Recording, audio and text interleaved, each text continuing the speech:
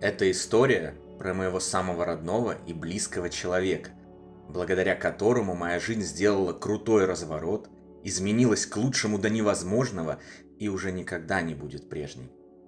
Я расскажу вам о его жизни и смерти, а также о невероятном возвращении с того света с целью помочь своим родным и любимым людям, оставшимся горевать на земле, и позаботиться обо всех остальных, страдающих и горюющих по своим близким, подарив им душевное тепло, утешение и знание о том, что на самом деле никто не умирает, а новая встреча и воссоединение всех любящих сердец неизбежны, но обо всем по порядку. С самого детства Данька поражал всех глубиной своей души и несоответствием физического возраста возрасту психологическому. Уже в 4 года он получил от взрослых прозвище «старичок» за его бездонные, наполненные духовным светом глаза и несвойственные детям рассудительность и мудрость. В подростковом возрасте он давал советы 40-летним, умудренным опытом дяденькам и тетенькам, и эти советы, к всеобщему удивлению, почти всегда оказывались верными. Он обладал поразительной интуицией, позволявшей ему предугадывать события. В старшей школе он прочитал книг больше, чем я за всю свою жизнь. Интересовался темами, которыми я заинтересовался значительно позже. Духовное развитие, медитация, мир во всем мире. Искал ключи от будущего в далеком прошлом. Дане были чужды насилие и жестокость. Новости о преступлениях, несчастьях, катастрофах с человеческими жертвами всегда трогали его до глубины души. Любая трагедия становилась его личной трагедией. Так он и жил, неравнодушно, пропуская человеческую боль и страдания через себя. Удивлялся и огорчался, наблюдая за тем, как люди ведут себя друг с другом. Предают, ненавидят, завидуют, убивают, воруют, воюют. Хотел стать журналистом и изменить профессию к лучшему после того, что с ней сделали современные властители пера, камеры и микрофона. Мечтал путешествовать и объехать весь мир, увидеть его красоты, познакомиться с другими культурами. Деньги Даню особо никогда не интересовали. Нет, как любой молодой человек, он любил их тратить, покупать себе разные брендовые шмотки и модные вещички. Но денежные знаки и материальные блага никогда не были его целью, его задачей, скорее приятным бонусом на пути. Есть – замечательно. Нет – тоже прекрасно, найдем другие способы реализовать задуманное. И ведь находил. Каким-то чудом, даже с рублем в кармане, но находил.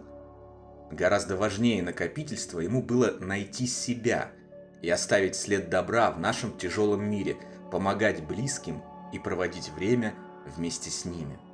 Он очень спешил достичь своих целей. Если он что-то задумывал, это надо было сделать здесь и сейчас. Неважно, день на дворе или ночь, в России мы в данный момент или за полярным кругом. Надо, значит надо. Порой это даже раздражало, но теперь стало очевидно, что и здесь интуиция его не подвела, и спешил он обоснованно. Не все удалось сделать. Вместе мы успели объехать только полмира.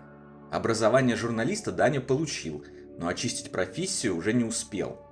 Зато след, и еще какой след, он оставил. Сколько людей на похоронах и поминках вспоминали о нем с теплом и добром, рассказывали о том, как он помог им, изменил их жизнь к лучшему, никогда не оставался равнодушным.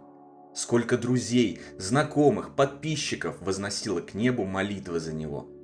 Сколько сердец он зажег, со сколькими душами поделился своим светом, не поддается подсчету. Ни разу в жизни я не услышал ни одного плохого слова про Даню. Ни одного плохого слова не услышал я и после его ухода. 22 года. Кто-то скажет, какая короткая жизнь. Но это только по человеческим меркам времени. А как много он смог сделать, как много прожить. Воистину понимаешь, что земное время на самом деле ничего не значит. Кому-то за 22 года удается прожить полноценную, наполненную добром и делами жизнь. а кто-то 90 лет зависает в болоте без движения, не выходя за пределы своей зоны комфорта и села, в котором родился. И далеко не факт, что долгая, но пустая жизнь лучше, чем короткая и насыщенная. Если же переложить события, которыми была наполнена Данина жизнь, на среднестатистическую человеческую линейку времени, то получится больше 100 лет.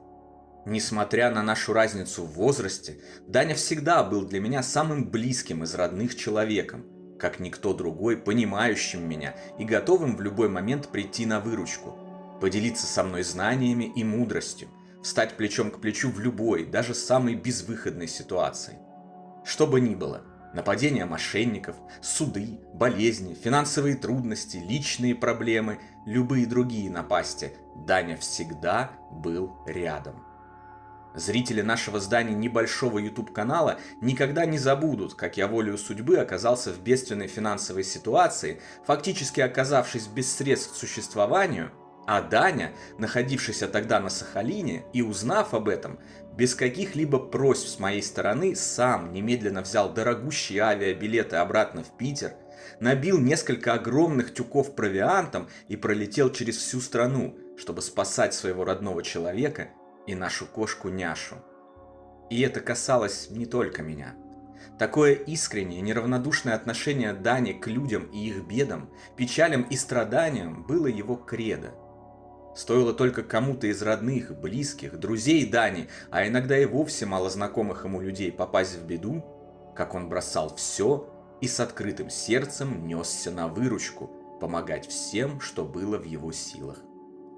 Так мы и жили, каждый день удивляясь и поражаясь этому светлому человеку, вечно придумывавшему и изобретавшему что-то новое, ни секунды не сидевшему на месте, все время попадавшему в какие-нибудь захватывающие приключения и помогавшему окружающим.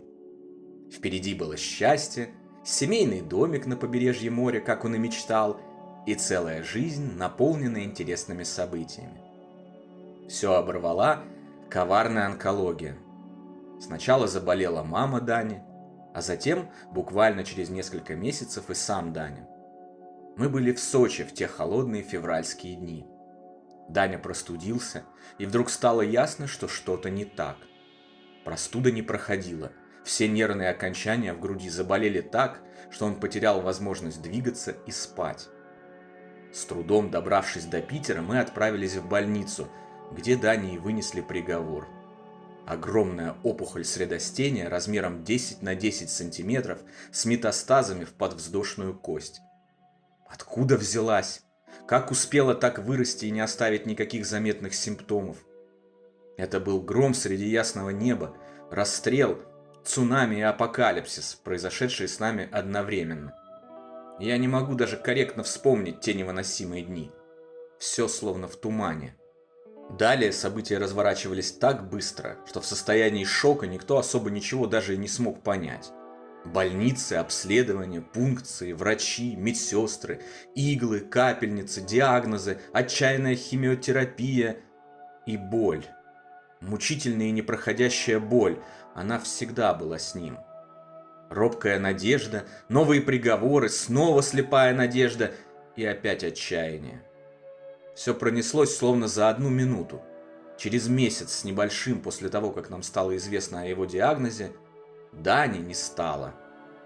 До самого конца никто не мог даже поверить, что такой исход возможен, и что мы потеряем этого светлого, доброго, неугомонного, полного жизни и планов парня. Все казалось нереальным, чьей-то нелепой, безумной выходкой. Но это случилось. Жизнь покинула его тело, несмотря на все наши попытки развернуть эту абсолютно неожиданную, странную, абсурдную и ужасную ситуацию. Проснувшись на следующий день, умывшись и запихнув в себя безвкусный, словно пепел, завтрак, я, абсолютно опустошенный и разочарованный в жизни, уже было приготовился думать о том, каким образом я уйду из нее, какой способ для этого использую и как наиболее быстро и безболезненно это можно осуществить. Все было кончено. Вдруг я ощутил нечто, чего не чувствовал никогда в жизни. Как будто из ниоткуда на меня нахлынул поток невероятной любви. По всему телу пошли мурашки, и я отчетливо услышал внутренний голос, который настойчиво сообщал, что так называемая смерть — это всего лишь переход на другой уровень существования, а жизнь продолжается вечно. Это был голос Дани, предлагавший мне в ожидании нашего неизбежного воссоединения не тратить время и жизнь попусту, а вместо этого провести его с пользой. Отправиться путем духовного развития и правды о том, что мы гораздо больше, чем просто тела из плоти и крови. Путем обретения истины о том, что мы — вечные духовные сущности, дети всемогущего Бога любви и прощения, созданные и призванные творить добро, любить друг друга и помогать друг другу. Что на самом деле никто не умирает, а наши родные и любимые живы, живее, чем когда бы то ни было, и ждут нас в новом, прекрасном мире.